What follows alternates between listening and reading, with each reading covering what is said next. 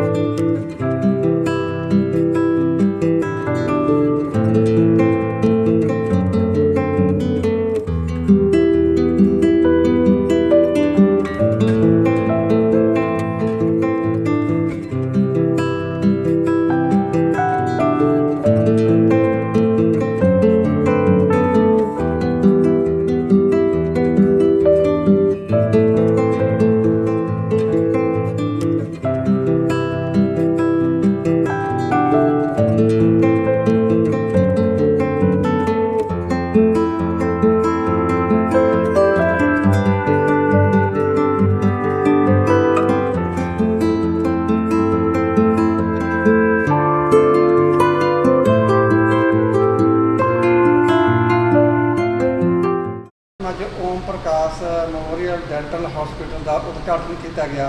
अज इस प्रोग्राम के उत्ते चानना पाओ। नमस्कार जी। आज हम लोगों ने मेरे दादाजी के नाम से एक छोटा सा डेंटल हॉस्पिटल खोला है, Om Prakash पेक्टा memorial dental hospital. ये दादाजी की बहुत दिली तमन्ना थी कि दुराहा में तरह तरह के हॉस्पिटल खुले, मेडिकल भी और डेंटल भी, और फिर मेरे फादर की भी ये तमन्ना थी। तो आज मेरे फादर के जन्मदिन के अवसर पर मैंने उनकी ये तमन्ना पूरी करना अपना फ़र्ज़ समझकर इसको किया है। And I feel so blessed by God almighty and my fathers friends and grandfathers friends. सब के सब प्रेजेंट थे, चाहे कोई लुधियाना से आया, जालंधर से आया, होशियारपुर से आया, चंडीगढ़ से आए, सब के सब आए हुए थे। सबसे ज़्यादा धन्यवाद मैं दूंगी तेज प्रकाश जी अंकल का। वो ज़रूर पहुँचे और पूरा उनका मन भर आया था देखकर, क्योंकि वो मेरे दादाजी के बहुत करीब थे। दर्शन अरोड़ा अंकल जो लुधियाना से आए, सिटीज़न काउंसिल चीफ, एंड फिर डीजीपी भट्टी साहब, डीआर भट्टी जी, वो भी मेरे दादाजी के बहुत क्लोज थे। एसपी जोशी जी आए जो होशियारपुर से आए, वो भी बहुत क्लोज थे। और फिर अशोक बेक्टर अंकल जो मेरे चाचा भी हैं, हाई कोर्ट लॉयर भी हैं, और वो मेरे डॉक्टर फ्रेंड्स सब, कोई चंडीगढ़ से आए, कोई दोराहा से, doctor Soni was there, doctor Bhamri was there, doctor Rajwan family, doctor Sidhus, and I feel so blessed. Doctor Gill uncle, everybody was there. और मुझे ऐसा लगा जैसे अगर आज पापा नहीं हैं तो भी इन लोगों के प्रेजेंस से आई फील सो ब्लेस्ड। धार्मिक प्रोग्राम का भी आयोजन किया गया। हाँ जी, हम लोगों ने कृष्ण बांसुरी सोचा था कि भगवान कृष्ण का नाम लेकर एक धार्मिक कीर्तन करेंगे। तो उसमें मुकेश जी हैं, एक सिंगर हैं भजन मंडली के, उन्होंने आकर ये किया और ये करवाया लुधियाना से ही गया था। जो कोई भी हॉस्पिटल खोलिया जाता तो उसकी पिछली बैकग्राउंड देखी जाती है। मैडम डॉक्टर दित्ती जी, तुहाडा पिछला एक्सपीरियंस इस फील्ड के किस तरह रहा? मेरा एक्सपीरियंस ऐसा रहा जी, मैंने ये चीज़ रियलाइज़ की है कि यहाँ पे लोगों को नीड बहुत है। और जैसे हम लोगों का एक बैकग्राउंड रहता है कि हाँ जी आप डॉक्टर्स हैं, आप इस फैमिली से हैं और पहले ही आप फिलैंथ्रोपिस्ट वर्क में रहे हैं, तो उस चीज़ का एक रैपिड बिल्डिंग भी हो रहा है, रेपुटेशन बिल्डिंग भी हो रहा है, एंड हमें एक अच्छा फीडबैक भी मिल रहा है। तो मेरी दादाजी की जगह पे जब मैंने शुरू किया है तो लोगों को सोचना नहीं पड़ता कि ये डॉक्टर कौन है, उनको पता है कि ये जी बेक्टर साहब की पोती है। तो इस चीज़ से भी एक फ़र्क पड़ता है। और दूसरी हम ये चीज़ भी कोशिश कर रहे हैं कि जो स्पेशलिटीज़ यहाँ पे नहीं हैं, जो डॉक्टर्स यहाँ पे अवेलेबल नहीं, ट्रीटमेंट अवेलेबल नहीं, वो हम डॉक्टर्स लुधियाना या चंडीगढ़ से कुछ डेज़ उनके रखकर, कुछ डेज़ फाइनलाइज करके उनके हम वो कुछ डॉक्टर्स एक दिन के लिए बुलाएं जिससे लोगों को अच्छी सहूलतें मिल सकें। तुसी अपनी क्वालिफिकेशन ते डिग्री सी जो डॉक्टरी दी ते तजर्बे कितों हासिल किए? जी मैंने BDS तो किया था बाबा फरीद यूनिवर्सिटी के अंडर, तब मुक्तसर देश भगत डेंटल कॉलेज से। मेरी MDS हुई थी joint commissioner Mumbai Shri SG Damle ji के अंडर, जो वाइस चांसलर थे तब MM यूनिवर्सिटी मुराना के। और उसके बाद मैंने बद्दी में 3-4 साल काम किया है एज अ सीनियर लेक्चरर। फिर मैं हेड ऑफ़ द डिपार्टमेंट रही हूँ रियाद बारा डेंटल कॉलेज मोहाली में, और तब डायरेक्टर होते थे कर्नल परमजीत सिंह जी। फिर उसके बाद मैंने CMC में भी काम किया है 2 साल एज एन एसोसिएट प्रोफेसर। फिर मैंने राजवंत हॉस्पिटल में भी 1 साल प्रैक्टिस किया है, एंड वहाँ पे जैस्मिन दीदी, उनका मुझे बहुत सपोर्ट रहा, and she is just an inspiration.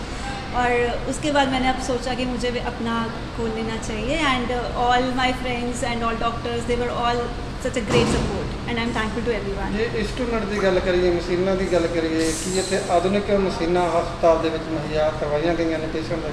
हाँ जी, हम लोगों ने जो एक्सरे लिया है वो दीवार के साथ माउंटेड नहीं है, वो कैमरा की तरह है। जैसे आप कैमरा से फ़ोटो खींचते हैं वैसे ही आप एक्सरे से फ़ोटो खींच सकते हैं। जैसे मैं आपको दिखा देती हूँ, उसमें जैसे बड़ी सी मशीन होती है, उसके साथ हम एंगल दिखाते हैं कि दिस इज़ द ऐसे लंबी सी मशीन यहाँ दीवार के साथ होती है।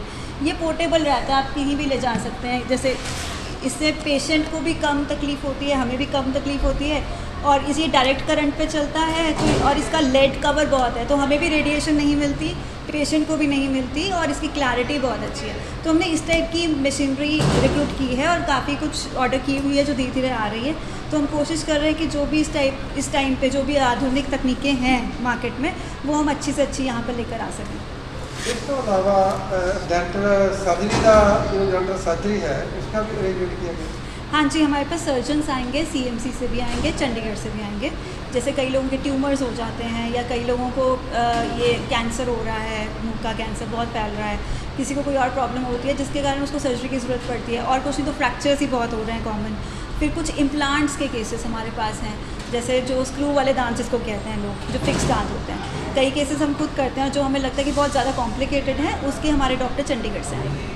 मैडम जी गल करिए खर्चियां की, ਤੁਹਾਡੇ हॉस्पिटल की की फीस रखी गई है, कितना के खर्चे रखे गए? देखिए जी, इसको अभी हमने ऐसा डिसाइड नहीं किया, पर जो भी रहेगा बहुत इकोनॉमिकल ही रहेगा यहाँ के लिए, और जो भी आजकल के रेट्स हैं उनको मद्देनज़र रखते हुए। लोगों को की संदेश देना चाहते हैं? लोगों को मैं यही संदेश देना चाहती हूँ, 2-3 तरह से। एक तो फिलोसफिकल सा, और कि जो मन में है वो अपना करिए, जो आपके मन में तमन्ना है अपने घर वालों का कोई सपना पूरा करने का या आपका, तो वो आपने करना ही है। कभी नहीं सोचना लोग क्या कहेंगे, ये क्या होगा। जो मन में है बस रब रखा, भगवान का नाम लेके करिए। दूसरी चीज़ एज अ डेंटिस्ट बोलूँगी, ये नहीं सोचना कि 32 दांत तो चलता है, आंखें 2 हैं तो बहुत कीमती, दिल है तो कीमती, दांत है तो सब कुछ है। चल नहीं सकते, कोई चला देगा व्हील चेयर पर, दांत नहीं है, खाना कोई नहीं खिला के दे सकता। और जितना आप अपने दांत को ब्रश करते रहेंगे सुबह शाम, और जितना उन पे छोटी सी प्रॉब्लम होने पे भी आप ट्रीटमेंट जल्दी से जल्दी लेंगे, उतना आप प्रॉब्लम से बचते रहेंगे। जिस तरह पहले सियाने दातन करते थे निम दे, है ना, तो ਉਹਦੇ ਬਾਰੇ ਤੁਹਾਡਾ ਕੀ ਵਿਚਾਰ है? देखिए जी, जब सियाने नीम की दातन करते थे तब जो फूड और डाइट थी हम खाते थे वो भी डिफरेंट होती थी। वो खाना खाते थे ज़्यादा, ये छल्लियाँ हो गई, गन्ने हो गए, रोटी मोटे आटे की हो गई।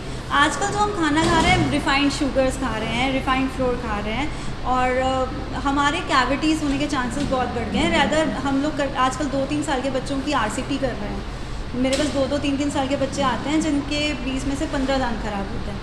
तो हम यही गाइड कर रहे हैं कि आप जो भी आपको ब्रश, जो आपके ब्रश आपके मुंह के साइज़ से के अकॉर्डिंगली हो, छोटा है या बड़ा है, वो उसकी ब्रशिंग ज़रूर कीजिए अच्छी टूथपेस्ट के साथ। और सुबह शाम ब्रशिंग टेक्निक बहुत इंपॉर्टेंट है। जहाँ पे आपका मीठा या खाना ज़्यादा मुंह में रह गया, वहीं पे आपकी परेशानियाँ स्टार्ट हो जाती हैं। और अननेसेसरी दांतों के दर्द में दवाइयाँ नहीं खानी, क्योंकि हम दवाई खा के कह देते हैं कि दांत की प्रॉब्लम ख़त्म हो गई, पर होता क्या है कि जब तक दवाई का असर है तब तक प्रॉब्लम ख़त्म है, वो प्रॉब्लम फिर से दोबारा स्टार्ट हो जाती है, जिसमें आपको और स्ट्रॉन्ग दवाई खानी पड़ती है। और हर एक दवाई का कुछ ना कुछ किडनी और लिवर पे असर ज़रूर होता है। और दांत का दर्द तो जैसे पैर में कांटा चुभ गया, आप कांटा निकाल देंगे, थोड़ा आराम देंगे, ठीक हो जाएगा। कांटा नहीं निकालेंगे, जितनी मर्ज़ी दवाई खाइए, तो दांत का दर्द वैसा ही होता है। उसके लिए आपको डेंटिस्ट को ज़रूर दिखाना चाहिए। Thank you. थैंक यू जी, थैंक यू।